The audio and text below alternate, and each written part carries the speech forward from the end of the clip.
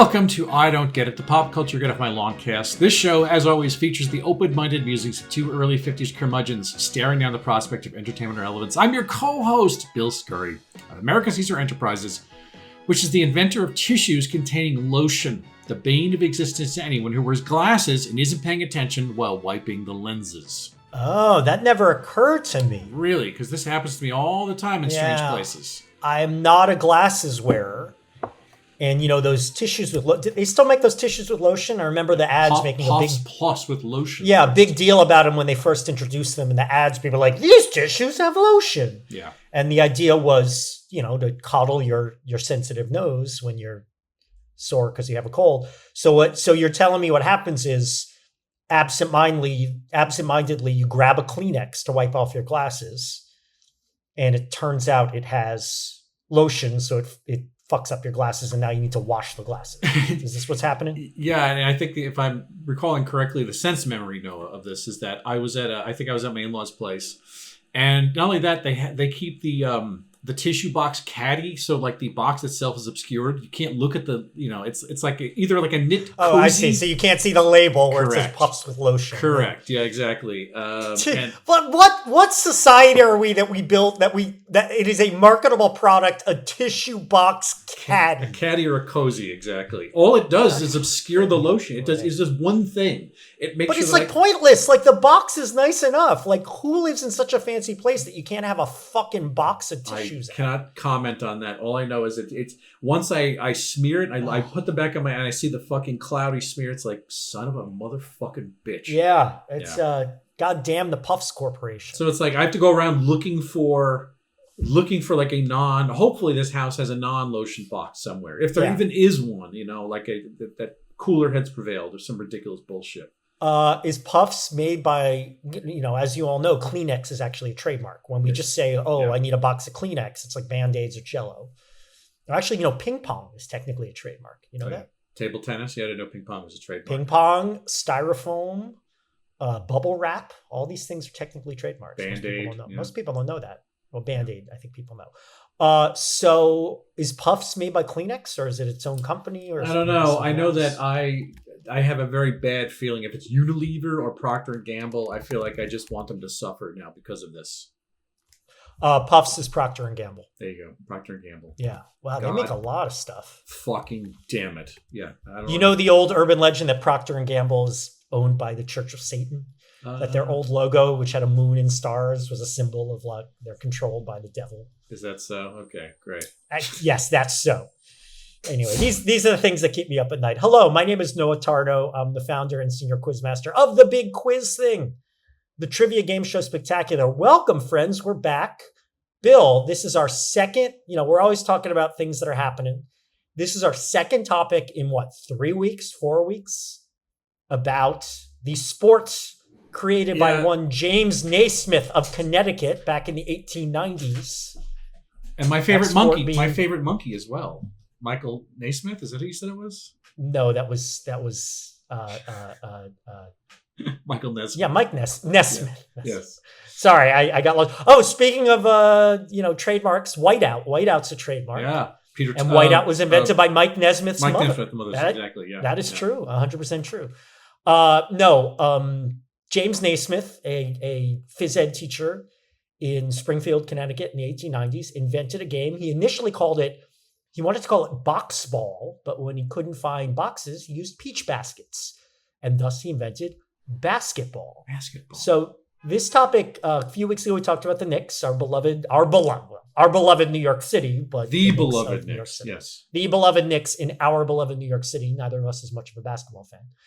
But this week we're talking about a meme.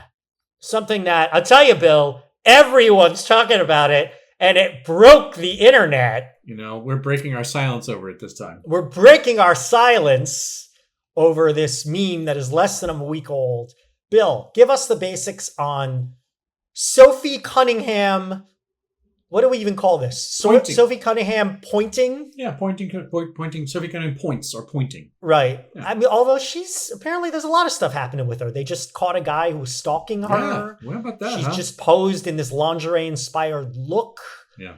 You Google Sophie Cunningham news. It's not just the pointing stuff, but the pointing stuff. That's the That's what we're talking about, right? That's what brought her to our attention. That's what really moved that. She points. Well, how rare for someone to be able to point. Anyway, who is Sophie Cunningham? What is she pointing at, and why does anyone care? That's what turns the needle. That's what moves the dial, as people like to say. That's what I am seriously quoting a podcast I listen to. Tore the house on fire. You know what? It's what is it? Dotting the I's and no, what is it? Crossing the T's. Dotting the T's and crossing the I's? No. It was crossing the T's and dotting the lowercase J's. That's what it is. The best mixed metaphor I ever encountered in my entire editing career. I swear to God, this should be enshrined. They are the lowest caste on the totem pole. You are not only mixing metaphors, you are mixing types of Indian in your metaphors. Yeah, that's true. Indigenous cultures from... No, you're mixing Native American Indian with India. I love it. Indian. I love it. All right. So since you brought it up, I'll capitulate. I'll talk about her. So Sophie Cunningham and Sophie Cunningham pointing. We'll get to that. She's a professional basketball player for the Indiana Fever, or Fev. If it was in French, I don't know. They're named after the DJ on WKRP in Cincinnati. He's their mascot. Howard Hessman's their mascot. Hessman's the mascot. Is he alive? No, I think he just died recently. He died in the last year. Keep talking. I'm going to put him in Wikipedia. I'm going to put what was his last name? Charlie something on head of the class. I forget. So she plays for the women's national... He did not die. He died 4 years ago. 4 years ago. She plays for the Women's National Basketball Association, also known as the abbreviation, the WNBA. I don't know if you're aware of that. She played college basketball for the Missouri Tigers, and Cunningham was born in August 18th, 1996. Both of her parents were student athletes at the University of Missouri in Columbia, Missouri, just to specify how many Missouris and Columbias we're talking about, along with other members of her family. So it's sort of a tradition.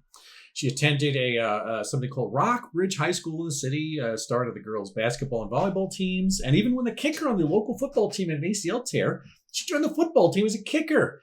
I guess this is one of the places where it's been easier for female players to kind of enter the gridiron as kickers. I'm sure she wasn't the only one, but that looked like the easiest place to get some mobility there. She's known primarily, though, well, to us, let's say, for a viral meme. Like you said, when you start to look at her... Have you heard of this woman before? No. But I think I heard... I've never heard of her. Caitlin, what's her name? Clark. Caitlin Clark and that. Well, Clayton Clark is her teammate, and she figures into this story. We'll get right. But I've heard of Caitlin Clark, and I forget who the other. There's the most famous player. I know her by name, but obviously I don't because I can't. The WNBA players I know are former players, when the WNBA just broke out. So I still remember two names: Cheryl Swoops. Yeah. And I might be getting the first name wrong. Jamaica Holdsclaw. I love that last name. Rebecca Lobo, that was a good one too. I think she may still play. Was she basketball? I thought she was something else. No, she was UConn player. I think she went pro the WNBA. But yeah, that's the thing. I don't really have Shamikwa Holdsclaw. Yeah. So such a good name. That's the thing. Is again, she came across our transom because during a heated game wherein her current Indiana last Monday, folks. Last Monday. This is still new. Yeah. Her current team, the Indiana Fever, we're playing her old squad, the Phoenix Mercury. By the way, Noah, I'm going to digress here. If you're going to name an Arizona team after some unfortunate feature of the Metropole, you're going to call it the Mercury. I get that, but it's wouldn't it just be the Phoenix traffic jam, the Phoenix dehydration, or the Phoenix lack of potable water? You know what I mean? The Phoenix desolation. I'm just saying, the Phoenix spread. I hate Phoenix, man. Phoenix is the largest city. I saw the stat just yesterday of ranking cities by what percentage of the citizens travel to work by public transit, walking, or biking. The number one is New York with 61%. I might be way overstating it. I don't remember. It was definitely low, but ton of cities are 0 to 1%. And that's Phoenix is one of them. Phoenix is up there. Yeah. It's really sad. All right. Anyway, continuing on. Forget about that. That was a digression. So Cunningham stepped in to defend teammate Caitlin Clark, who I think is an all-star. I think that's why this matters, is because she's sort of like the... she's definitely reaching GOAT status. Prime cut, GOAT status. There was an altercation with a Mercury forward named Dewana Bonner. And Cunningham pointed her finger at Bonner and absolutely refused to put it down. And she kind of... Bonner pointed at her first. Yeah.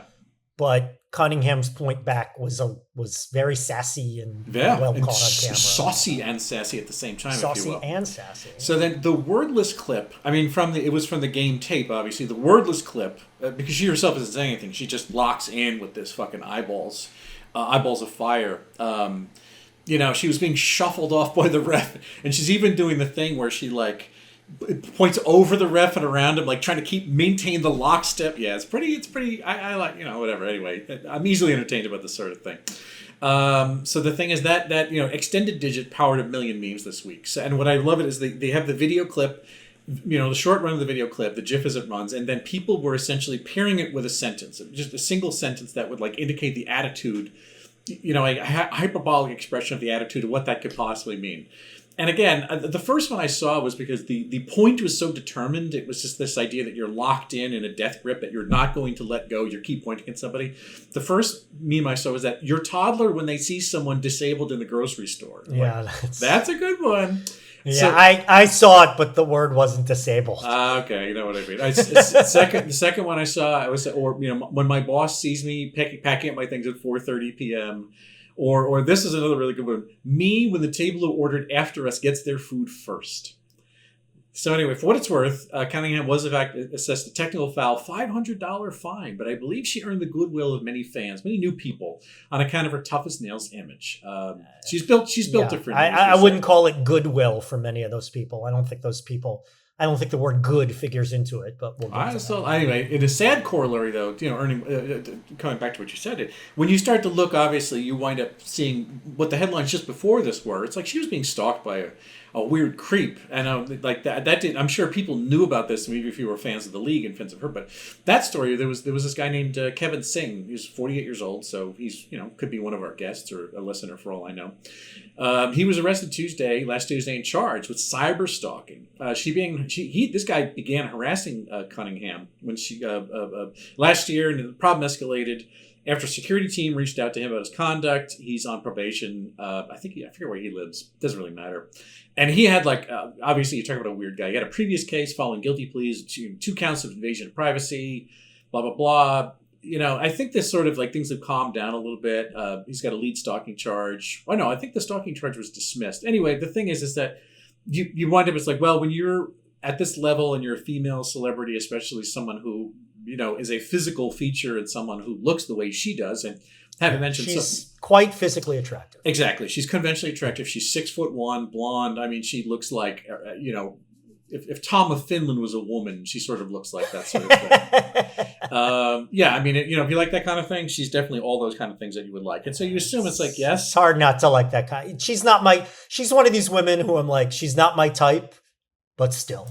She's a little Amazonian. That's what you can get that. She's a little too. No, it's fine. She's very attractive. Let's just leave it at that. Anyway, so Noah, what did you come away from this with? Bill. Look, I had never heard of Sophie Cunningham before. I'm not a basketball fan. I'm not a WNBA fan. Although I do live a few scant blocks from the Chase Center here in San Francisco, where the San Francisco, the Bay Area, the Valkyries, I don't know their official location designation, are very popular. And it is very routine. I see many, many people in Valkyrie gear in my neighborhood, and so they're clearly a beloved team. And I am generally, to the extent I care about sports at all, I'm happy that women's sports is getting way more attention than it got when we were kids. So that's balancing things out, and that's kind of nice. And then, I watched Sophie Cunningham has quite the social media presence pre this thing. She's got a podcast she does with some Bravo guy who they're old childhood friends, which is very popular. She, does a lot of dances on TikTok and Instagram and whatnot. She's got personality. She's definitely got, a thing, right? That I bemoan the fact that most athletes don't have. She's definitely a character. And I appreciate that. And then, this 22-second clip, I see why people are into it. Not only is she cute, but she's got this saucy and sassy look on her face. It's funny enough, his personality, the clap back. People love that stuff. And yes, again, she is stunningly beautiful. But this whole phenomenon, I think, is kind of sad on a few levels. The gesture is funny in a way. We say this so much about influencers and online memes and things like that. This would be funny if your friend did it at a party. I just don't think it's worth anyone caring about on a national, general popular cultural level. And as usual with meme things, people blowing it out of proportion. They're talking about, her by doing this, by standing up to Dawana Bronner, she's built different. I'm quoting there. What's another one? She broke the internet this week. This is the first ballot Hall of Fame meme. Here she is breaking down the viral gesture, and it's her just saying, yeah, she said, don't point at me, and I just kept pointing at her. That's breaking it down, folks. And then I listened to a podcast where she supposedly went deep into it, and she said next to nothing about it. Not only that, this podcast really pissed me off because she and her friend are talking about current developments in the WNBA, and it was completely opaque to someone who hasn't already been following those developments. They're referring to people as she without saying who it is, referring to people's nicknames without saying who they are, referring to aspects of the game without explaining them at any level. They're laughing at some of the memes, and they're not describing them. So if you're listening to a podcast, you have no idea what it is. Like real amateur hour, and that shit pisses me off. Also, Bill, I'll be honest with you. Maybe I'm weird, but I don't really think of these as memes. It's the same, like a meme. I expected people photoshopping her, or photoshopping's the wrong word, but putting her little pointing thing into different scenarios and making visual puns and whatever. And it's just a video with text of a commentary on it. And I guess I disagree with you. I don't think any of these are particularly funny. I don't think the toddler is funny. I don't think my wife criticizing me is funny. These things don't even get a smile from me. The only one that made me laugh at all was you sent me one that's a joke about The Sopranos. And I'm not even going to say it. You have to know about that. It's a semi-deep cut reference from a Charmaine Bucco reference, yeah. A Charmaine Bucco / Carmela Soprano reference, which made me smile. She's leading into it. She said she made a picture of her on her Instagram, and it said, "Glad I got my nails done for this," which is yeah. But Bill, it's worse than that. It's worse than just boring and not funny and blown out of proportion, because I don't know if you happened upon this, but this meme, many times I have run it, this viral moment, I have run into it being appropriated by some really bad actors. This is now, to her credit, Sophie Cunningham, as far as I could tell, has never publicly stated her politics. She's very circumspect about her relationships. There is no hard evidence online whether she's right, whether she's left, whether she's pro-MAGA or pro-America. And by the way, yes, I think those things are diametrically opposed to each other. And obviously, there's a lot of lesbians in the WNBA. And the fan base as well. Don't forget about that. I mean, you see the people in the Valkyrie gear here. And I mean, yes, we're in San Francisco, but a lot of people, set off certain types of radar. She has, especially this month, made no comment about Pride Night celebrations, as frankly, here in San Francisco, a bunch of crybaby, stupid athletes have, because, that's the only part of the Bible they care about. Don't care about anything else. But I see a lot of people appropriate this. First of all, I've seen many times separate from the pointing meme, literally fake quotes attached to her about how Trump's the greatest president ever, about how Pride is disgusting and I refuse to play, and I Google these things, and they're completely made up. There's no evidence she ever said any of these things, certainly not publicly. So that's nice. She's being used for propaganda. But, it's a pretty blonde girl showing attitude to Dawana Bronner. And I think you can guess Dawana Bronner's ethnicity. It's not just that, it's also the name Dawana. Come on, that triggers some people because it's one of those names, which, who gives a shit? Dawana Bronner is also a lesbian. She She was engaged to one fellow WNBA player, and that broke that off, and is now married to another WNBA player. I saw a meme that Dewana Brunner was triggered, lost her lesbian mind. She had, by the way, Bronner had played with Cunningham on the Fever before leaving to go to the Mercury. And it said she abandoned her teammates in Indiana so that she could play with her lesbian lover.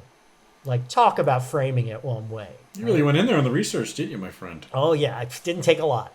So some really terrible people have used this. So, yeah, they're like, she doesn't put up with this Karen. Like, it's about time we stood up to these hysterical, lefty, urban, not loud, all these dog whistles, right? Easily triggered, all this bullshit, which of course they're just talking about themselves. They just don't realize that.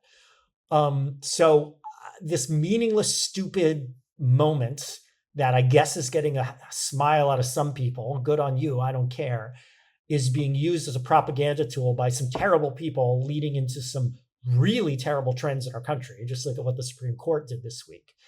So that makes it go from I don't give a shit to I really don't like it. So yeah, not a fan of this phenomenon. Well, I'll tell you, I'm so glad I was walled off from everything you just said, and I think it makes it easier for you to enjoy it because it makes it a lot less complicated. So you didn't see any of this right-wing bullshit attached? No, not a bit. I skated across it. I was just wanted to sort of interact with it as the sort of internet phenomenon and just play with the best version of it.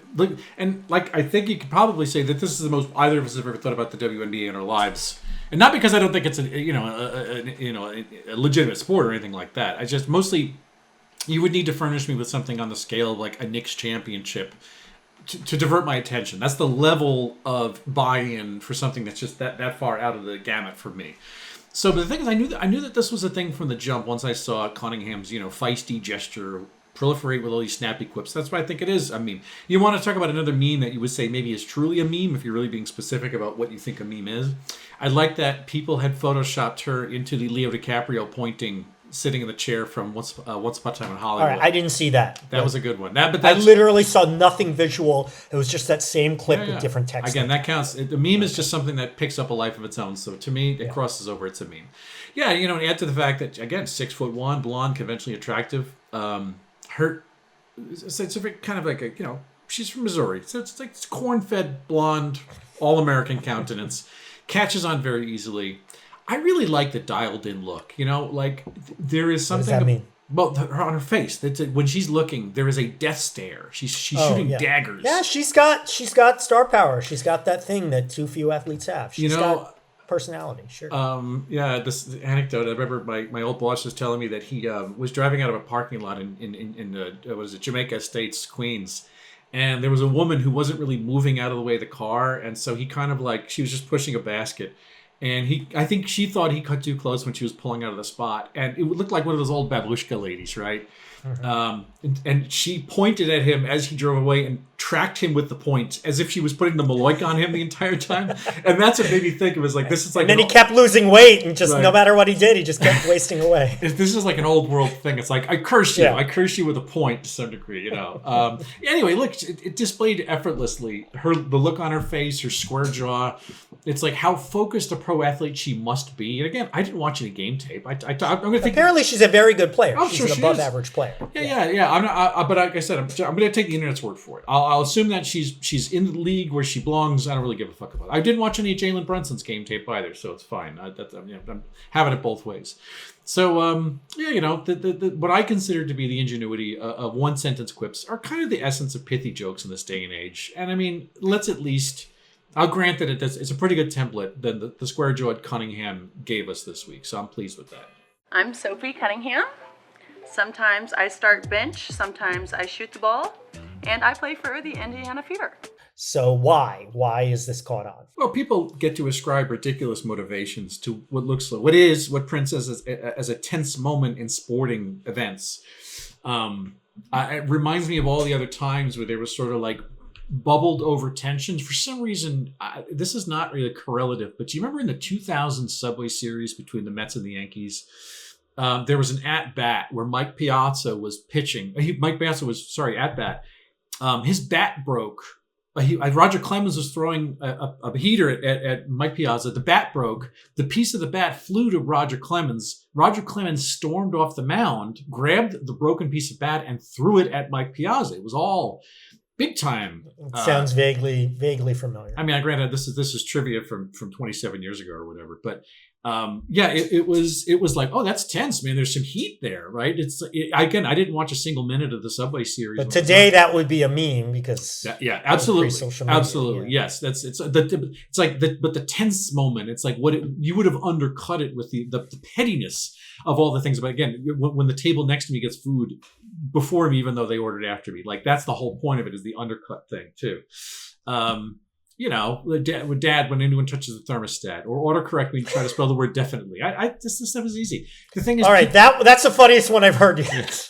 People love playing along, right? People want to kind of buy in, and over the course of the day, it was at least the most funny pointing meme since the DiCaprio GIF of him watching himself on TV, and also the other pointing GIF. No, Spider-Man pointing at himself. Spider-Man pointing himself, and Harrison Ford. People like there's a million screen caps of Harrison Ford in his movies pointing. Star Wars, some of the Jack Ryan movies and stuff like that. So it's like pointing gets you everywhere in life, and that's why it broke out this week. You're right. There's enough juice behind the gesture. The look on her face is I always compare. My thing about athletes, and I talk about this all the time, is I find so many athletes to be so boring, but I appreciate it more when an athlete does. Like, I love Muhammad Ali because not only was that guy, had a legitimate claim to being the greatest, but he could have been a fucking movie star, right? And I see flickers of that in Sophie Cunningham. Like, she actually does have personality, and I see why it's but again, a kind of gesture, you look and everything that would make for great laughs at a dinner party. Like, should we really be talking about it on a national level? But look, I said it before, I think the reason this has really caught on is we're bored and we like turning little things into big things, but also feeds into a dangerous narrative, a narrative that people are very hungry to push because it feeds their grievances, and we've become a culture of grievance. Pretty blonde girl won't take it anymore from the black lesbian with a scary name. Everyone on the left is a hysterical crybaby. Everyone on the right is more clever and tougher and smarter and sexier, etc. So this is right place, right time for some people who are very eager to push certain narratives. And I think it's got some power, and I do think it'll fade away really quickly. But, when I was fact checking whether Cunningham really said some of those awful things that were ascribed to her, I was praying I didn't find proof of it, because I just didn't want to believe it. I don't want to believe these people are right. And also, as much as I hated her podcast, I don't know, maybe it's because I'm a straight guy and she's hot, but I still want to believe that she's an okay person, right? So I didn't want to find out that she's a traitor. But, thankfully I didn't find that out, but who knows what she really thinks. So yeah, this is a useful tool for some very ambitiously awful people. It's fine. I think sometimes that's part of the game. I think we kept our heads. I think we could have stopped it a little bit sooner. But at the end of the day, we kept our heads. We finished the ball game well, and that's what we need to do moving forward. Noah, would you have liked Sophie Cunningham, Richie Cunningham pointing when you were a kid? Right. Of course not. I never cared about sports as a kid. I would care less about women's sports. I do think I might be into her as a crush object as a teenager. I mean, I'm mildly into her as a crush object now. And, I just realized something thinking about this. When we were kids, there were hardly any famous female athletes. And the ones that were not sexualized. Who was the biggest female athlete when we were a kid? Mary Lou Retton? Navratilova, Chris Everett Lloyd. A lot of them were gay. They were gay tennis players. Billie Jean King. Well, but putting aside that they were gay, I mean, I don't think Mary Lou Retton was gay. No, the gymnast necessarily. Nadia Comaneci was not. Dorothy Fleming, all these women. But the point is, they were not explicitly sexualized, right? Yes, I'm sure there are plenty of guys out there, blah, blah, blah, blah, blah. but like that was not how they were sold. They were sold, as subordinate to male athletes, but obviously female athletes are a lot more mainstream in the conversation, and there are more of them and they're bigger celebrities now than when we were children. I do know the trivia fact. Mary Lou Retton was the first female athlete to appear on the Wheaties box. Yeah. Right. So I'll caution you remember that Steffi Graf did a Playboy spread. I want to say in around 1990 or 1991. But that's just our later downstream though. Also, it's the exception. So I have to wonder if, being a boy, if I went through puberty when in my face all the time I'm seeing Sophie Cunningham's or, Dewana Brawler, who knows where my tastes would go. And if it would be a lot more likely that I would have a thing for female athletes. Like if they would be, instead of just movie stars and TV stars who were my crush objects as a teenager, if I'd throw female athletes into the mix. So in that respect, I don't know. There might be more of this for me, but I can't see that the gesture, the attitude would have any more utility or appeal to me than if I were young now than it does for who I am. I think for me it would be the fact that it's divorced from the sort of sporting content was what the buy-in would be. There's no buy-in about basketball or even women's basketball in particular. If you want to get more, kind of like cross-sectional or rubric-y about it. It's not even a word. This thing is like all there on the surface. What you need is on the surface, right? So it's like the serious eyeballs, the tracking fingernail of Cunningham. I think they kind of walked me through everything I would need to know. So that would have been plenty fine, having really little to do with female athleticism or athleticism in any context. I mean, you just have to stay ready. I think in the first half, there's, you're open, but, your teammates are going off too. So you got to give them their flowers and then you just have to stay ready. In what way is the Sophie Cunningham pointing meme 5 days old, broke the internet, first ballot Hall of Fame? I watched a TikTok video of a guy counting down the 5 best memes plus 5 honorable mentions. Like, dude, people need to get a life. In what way is this a sign of the apocalypse? I don't think it is a sign of the apocalypse. I mean, I think, of all the sports infractions this week, if we're going to sort of like apples to apples this stuff, this Pride Night shit in San Francisco is really frying my clams. Well, really pissing me off. I can't comment on that. I don't know what that's all about. How fucking dare you? No, but one guy's quoting the Bible. One guy's quoting, A, I thought you don't want politics in sports. Do your job. And B, I'm sorry, how dare you quote the Bible to be a homophobe? Because the line about man not lying with man is like 2 verses or something after don't get a fucking tattoo. Yeah. These people are ridiculous. Well, I was going to say that. Sorry.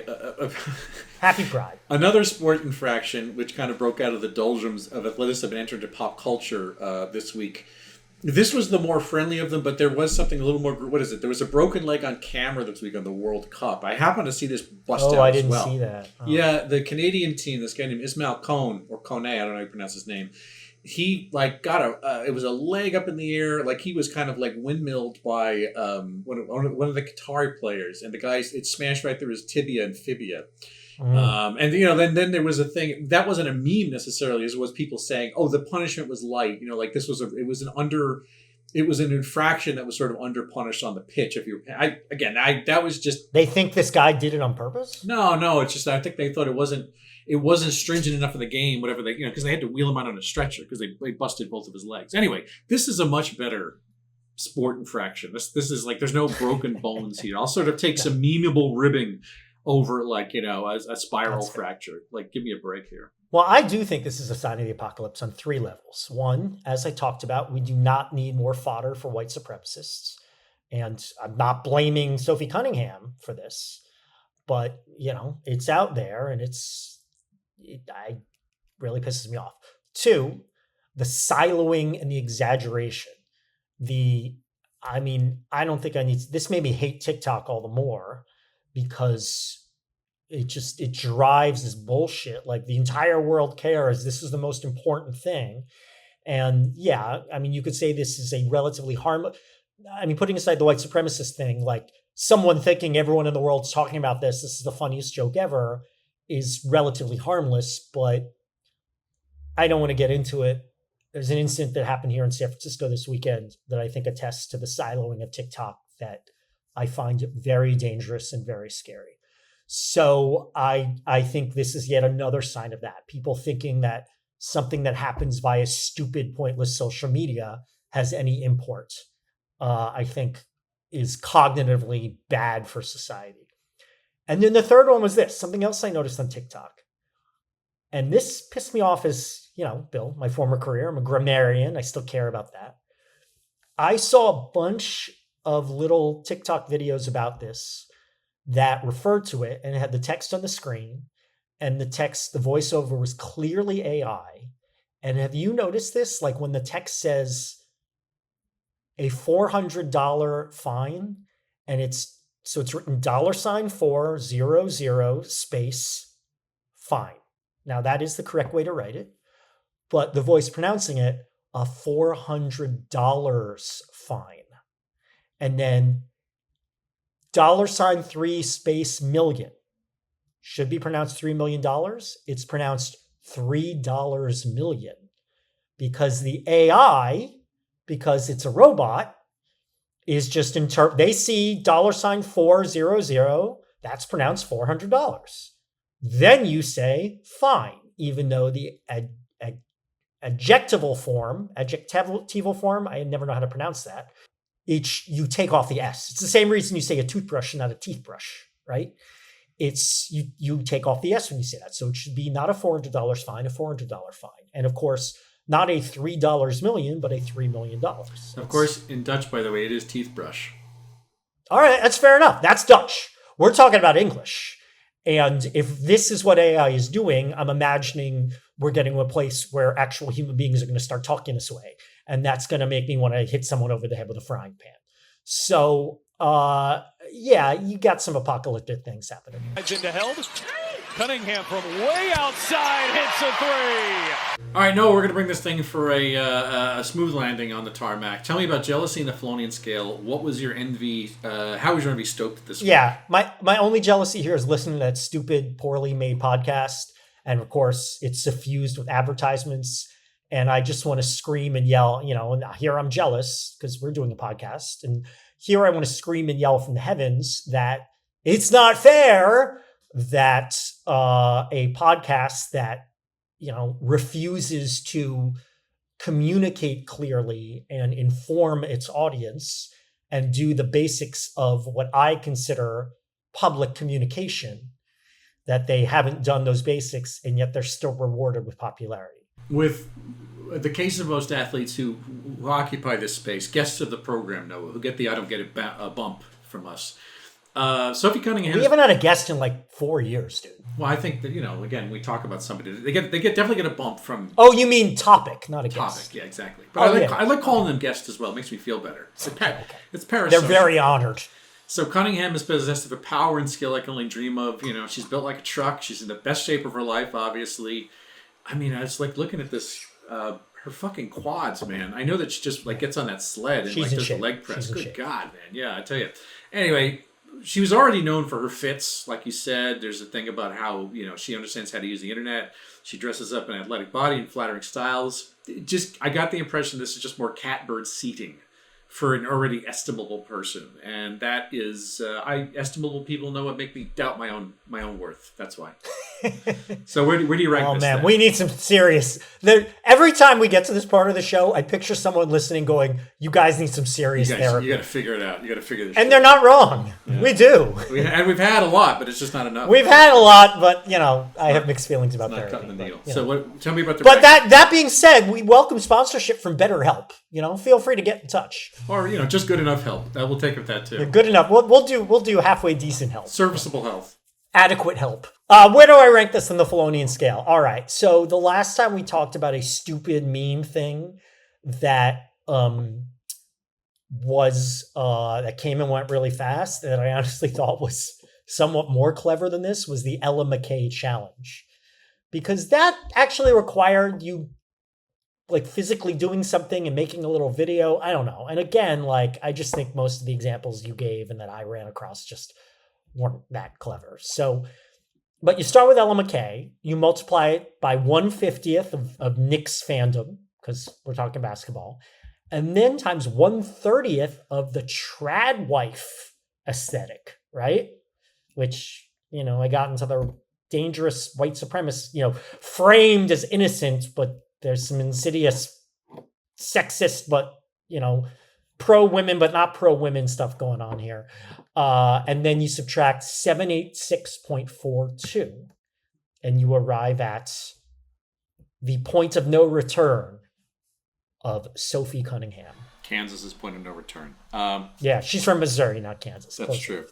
I think that this is a little more serious, but I'm gonna bring up Banana Ball, Noah. The Banana Ball. Remember the Savannah Bananas? Banana Ball's fun. No. But here's the thing. This is more serious than Banana Ball. But I'm sure I'm slandering the high stakes nature of the WNBA by comparing the two things. But in terms sheer horsepower, in terms of a novelty coming out of sport, this is fairly close to that, just for the sake of breaking through and becoming a podcast topic. That's what it made me think of. That's it. Wrap it up, Bill. Oh, man. Okay, everybody, look for past episodes on Spotify, Apple Podcasts, Soundcloud, Google Play. Skeet to us, noahandbillshow.bsky.social. Write to us, noahandbilldon'tgetit@gmail.com. Give us a review because we love approbation and validation. At billscurry.bsky.social, at William Scurry on other social media sites we won't mention. They usually just look like an X or a Twitter or something like that. YouTube.com. Some bird or something, or some letter or something. YouTube.com/AMCaesar is where the video podcast lies and all the stuff that I made with my friends along the way. And here Noah will tell you where to find him. Go to bigquizthing.com and learn all about The Big Quiz Thing, America's premier corporate and private events trivia company, helmed by me. Gearing up, our busy summer has begun. Lots of law firms in the summer, my friend. Lots of law firms. And I am beyond hypocritical. You know what I'm doing later today? You ready for this? I'm listening. I'm recording videos to revive our long dormant TikTok channel. Okay. Nice. So you might, no guarantees, but you might find us on TikTok. So get excited for that. I am personally on Instagram at the Noah Tarnow, and I'm also working on a little other project which I think could be really fun and a little behind the scenes, but I'll clue you all in when the time comes. I'm getting ahead of myself. Tantalizing, yes. I might bail on this thing, but I've already put a fair amount of time into this, and I haven't even told Bill off mic what this is, friends. Yeah, this is a sting, and I'm being trapped in it with you guys. My real job is the Big Quiz Thing, bigquizthing.com. Best in corporate and private trivia events, nationwide, worldwide, virtual, in-person, hybrid, you name it. So that's it. All right, everybody. So until the next episode where we talk about Sophie Cunningham going to work for the Pointer Sisters, we don't get it. A production of American Caesar Enterprises 2026.